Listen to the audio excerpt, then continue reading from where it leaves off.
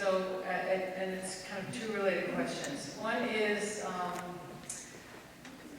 part of the reason that Madison had got preferred status, for that we're a preferred alternative, is because of the existence of what they call an associate active duty unit. So there's an active duty Air Force base co-located with our Air National Guard.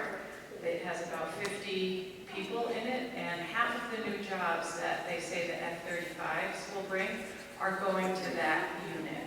The other half are going to contractors, subcontractors for Lockheed Martin to run the flight simulator. So that our National Guard isn't getting any new jobs. In fact, they're going to be losing some because they're not able to maintain, for proprietary reasons, the F-35. So contractors come into it.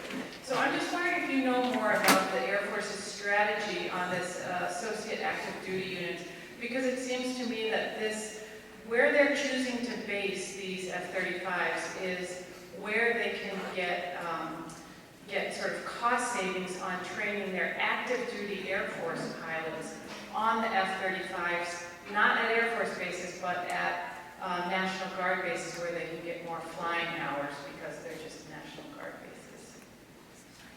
Yeah, that's a real possibility. I'm not on top of that, I have to tell you, and I'm glad you raised it,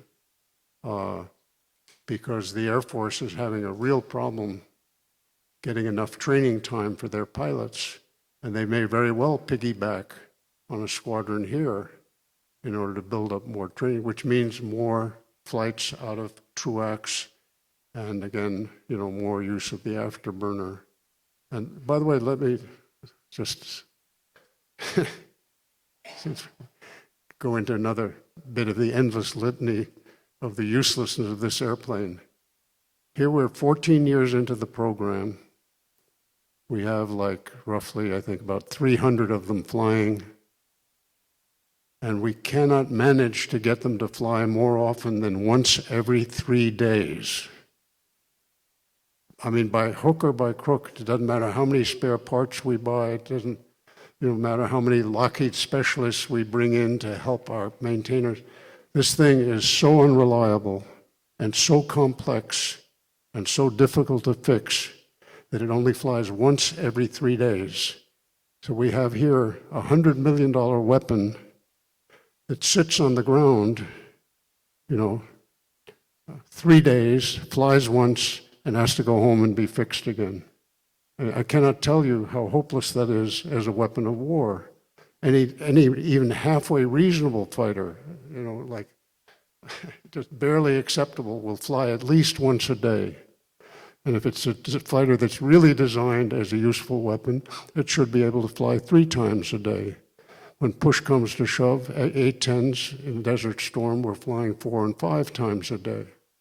So we have here this thing and that's the problem. That's why they're looking for extra time and piggybacking on Air National Guard squadrons, is because they can't crank out enough time to actually get pilots to fly well enough to be safe for themselves, much less to be competent in combat. It's also a big source of morale problems.